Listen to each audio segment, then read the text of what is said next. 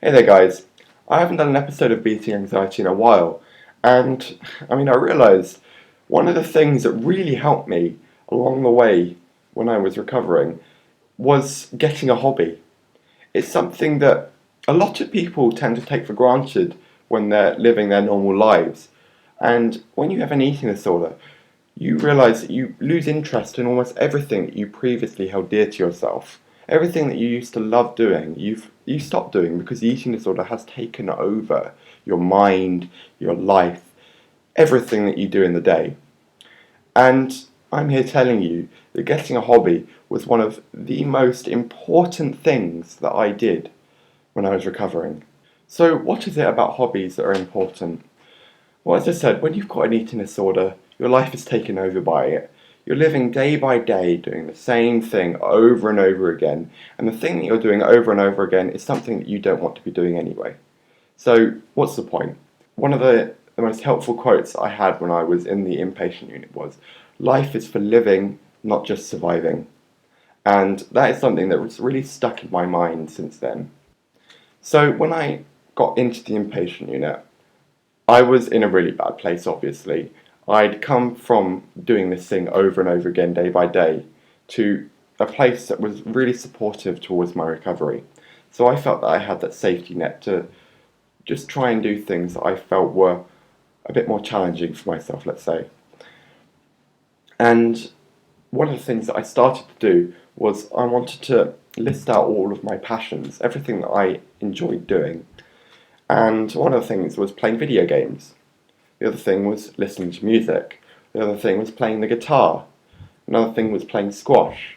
There were a load of things I realised that I enjoyed doing that I just held in the back of my mind for so long. They were almost out of my consciousness. However, when I just, thought for a moment about what I enjoyed doing, these things came back to me straight away. It's because they weren't really gone, they were just in a little box in your mind that the eating disorder was locked away. So I listed out exactly what I enjoyed doing, and I just kind of chose what I thought was feasible to be doing within the eating disorder unit. And obviously, the things that involved high intensity exercise are out, like playing squash. That was gone. But one of the things I could do was play video games. I could play the guitar. I could listen to music again. So what I did was I phoned my dad and I said, "Listen, when you come on your next visit, can you bring the PlayStation 3? Can you bring my guitar?" And he did happily.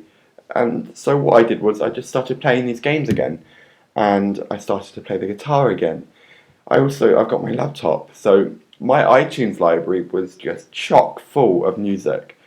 And because I'd been living away for so long in my own mind, I forgot what was on this music library. And when I started to listen again, it brought a smile to my face. These were songs that have, not only got me through the best of things in life, but have also brought me through bad experiences in life. They've made me feel better about myself when I've been feeling low. And ultimately, they did bring a smile back to my face. So all of these things, they just help me feel a lot happier within myself. And that is the key, one of the keys towards recovery. You need to feel happy within yourself so that when you're going to meals, when you're having snacks, you feel happier. You feel a lot less anxious about the upcoming meal. So when you start doing it, you'll find it a lot easier. And trust me when I say this, I'm not just talking out of my bum here. I'm honestly saying that if you feel happier, you will find that meal a lot less challenging for yourself. The other thing that having a hobby did was it filled my day. If I was playing the guitar, I could see 4 hours go. And I'd be like, where on earth did that go? Well, I'd been so engrossed in playing the guitar, or perhaps playing the PlayStation, that the next meal was already upon me. Or, my parents were coming to visit, let's say, that chunk of the day would be gone.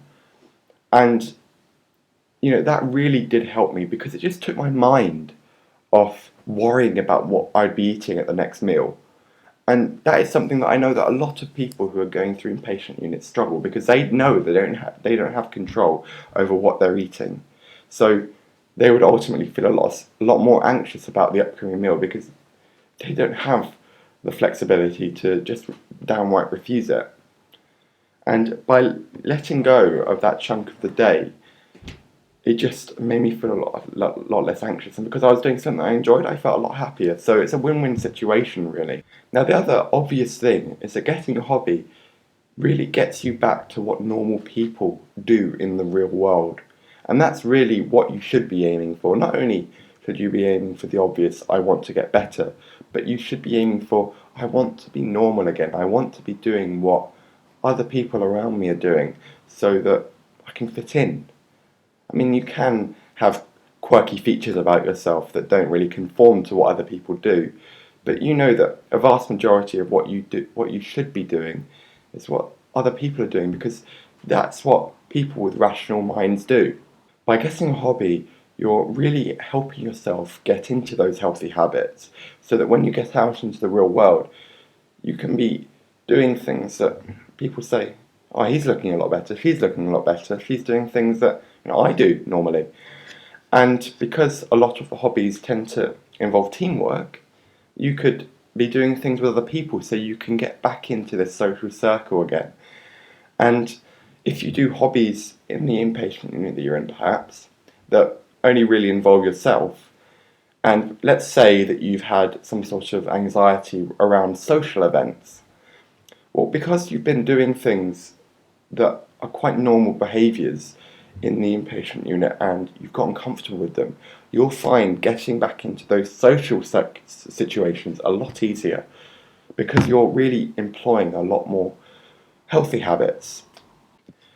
The other thing that I did that really did help me was I did mindless tasks to try and take my mind off the next meal or some sort of anxiety that I've just had to overcome. So, for example, one of the things that I quite enjoyed doing was ironing.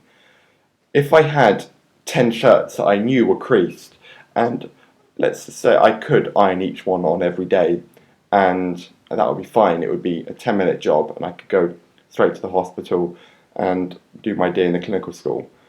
Well, the other thing that I could do was I could iron all 10, and that could take maybe 2 hours of my day.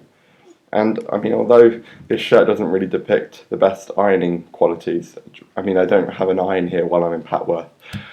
I just find that doing this mindless task would just take my mind off all the troubles that I've been doing. And the other thing that I did was, rather than take a shower, I'd have a bath, just to make myself feel a lot more relaxed in myself.